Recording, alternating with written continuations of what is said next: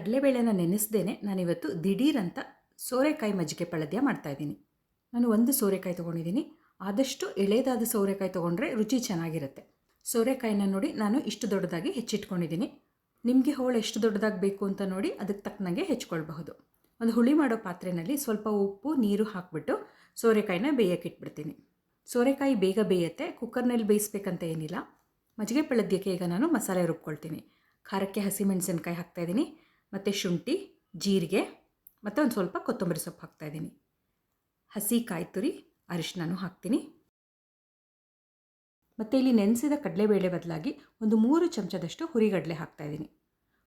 ಒಂದು ಸ್ವಲ್ಪ ನೀರು ಹಾಕ್ಬಿಟ್ಟು ಮಸಾಲೆ ರುಬ್ಕೊಳ್ತೀನಿ. ಮತ್ತು ಒಂದು ಅರ್ಧ ಲೀಟ್ರ್ ಮೊಸರನ್ನು ಗರಣೆ ಇಲ್ಲದ ಹಾಗೆ ಚೆನ್ನಾಗಿ ಕಡಿತೀನಿ. ನಾನಿಲ್ಲಿ ಕಡಿದ ಮೊಸರಿಗೆ ಈಗಲೇ ನೀರು ಹಾಕ್ತಾಯಿಲ್ಲ. ಮಜ್ಜಿಗೆ ಪಳದ್ಯ ಮಾಡಬೇಕಾದ್ರೆ ನೋಡಿಕೊಂಡು ಅವಶ್ಯಕತೆ ಬಿದ್ದರೆ ಆಗ ನೀರು ಹಾಕ್ತೀನಿ. ಸೋರೆಕಾಯಿ ಹದವಾಗಿ ಬೆಂದಿದೆಯಾ ಅಂತ ಒಂದು ಸಲ ನೋಡಿ.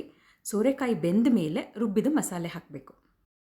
ಮಿಕ್ಸರ್ ಜಾರ್ಗೆ ಒಂಚೂರು ನೀರು ಹಾಕ್ಬಿಟ್ಟು ಅದನ್ನು ಹಾಕ್ತೀನಿ. ಈಗ ಇದನ್ನು ಕುದಿಯೋಕ್ಕೆ ಬಿಟ್ಬಿಡಬೇಕು. ನಾನು ಈಗಾಗಲೇ ಸುಮಾರು ಮಜ್ಜಿಗೆ ಪಳದ್ಯದ ವೀಡಿಯೋಗಳನ್ನು ಹಾಕಿದ್ದೀನಿ, ಬೇಕಾದರೆ ಒಂದು ಸಲ ನೋಡಿ. ಸಾಧಾರಣವಾಗಿ ಮಜ್ಜಿಗೆ ಪಳದ್ಯಕ್ಕೆ ಕಡಲೆಬೇಳೆನ ನೆನೆಸಿ ಮಸಾಲೆ ರುಬ್ಬೇಕಾದ್ರೆ ಅದಕ್ಕೆ ಹಾಕ್ತೀವಿ. ಅಕಸ್ಮಾತ್ ಕಡಲೆಬೇಳೆ ನೆನೆಸೋದು ಮರೆತು ದಿಢೀರಂತ ಮಾಡಬೇಕು ಅನ್ನಿಸ್ದಾಗ ನೋಡಿ ಈ ರೀತಿ ಮಾಡಬಹುದು. ಮತ್ತು ರುಚಿಗೆ ಉಪ್ಪು ಹಾಕ್ತಾಯಿದ್ದೀನಿ.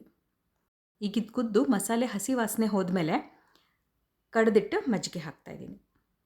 ಅರ್ಧ ಲೀಟ್ರಿಗಿಂತ ಒಂದು ಸ್ವಲ್ಪ ಕಡಿಮೆ ಮಜ್ಜಿಗೆ ಹಾಕಿದ್ದೀನಿ. ಈಗ ಮಸಾಲೆ ಮಜ್ಜಿಗೆ ಎಲ್ಲ ಹೊಂದ್ಕೊಂಡ್ಮೇಲೆ ಹದ ನೋಡಿ ಬೇಕಾದರೆ ನೀರು ಹಾಕ್ಬಿಟ್ಟು ಹದ ಸರಿ ಮಾಡ್ಕೊಳ್ಬಹುದು. ನಾನೊಂದು ಸ್ವಲ್ಪ ನೀರು ಹಾಕಿದ್ದೀನಿ. ಈಗ ಒಂದು 5 ನಿಮಿಷ ಕುದೀಲಿ. ಈ ಮಜ್ಜಿಗೆ ಪಳದ್ಯ ಬಿಸಿ ಅನ್ನದ ಜೊತೆ ತಿನ್ನೋಕ್ಕೆ ತುಂಬ ಚೆನ್ನಾಗಿರುತ್ತೆ. ಮತ್ತು ಸೋರೆಕಾಯಿ ಆರೋಗ್ಯಕ್ಕೂ ಬಹಳ ಒಳ್ಳೆಯದು. ಈಗ ಕೊನೆಗೆ ಇದಕ್ಕೊಂದು ಒಗ್ಗರಣೆ ಹಾಕಬೇಕು. ಎಣ್ಣೆ, ಸಾಸಿವೆ, ಇಂಗು ಹಾಕಿಬಿಟ್ಟು ಒಗ್ಗರಣೆ ಹಾಕ್ತಾಯಿದ್ದೀನಿ. ಸೋರೆಕಾಯಿ ಮಜ್ಜಿಗೆ ಪಳದ್ಯ ಸಿದ್ಧವಾಗಿದೆ. ನಿಮಗೆ ಈ ಮಜ್ಜಿಗೆ ಪಳದ್ಯ ವಿಡಿಯೋ ಇಷ್ಟ ಆದರೆ ನೀವೊಂದು ಸಲ ಮಾಡಿ ನೋಡಿ. ಹೇಗೆ ಬಂತು, ನಿಮ್ಮ ಮನೇಲಿ ಎಲ್ಲರಿಗೂ ಇಷ್ಟ ಆಯ್ತಾ ಅನ್ನೋದನ್ನು ನನಗೆ ಕಮೆಂಟ್ ಮಾಡಿ ಹೇಳಿ. ಇನ್ನೊಂದು ಅಡುಗೆ ಜೊತೆ ಮತ್ತೆ ಸಿಗ್ತೀನಿ.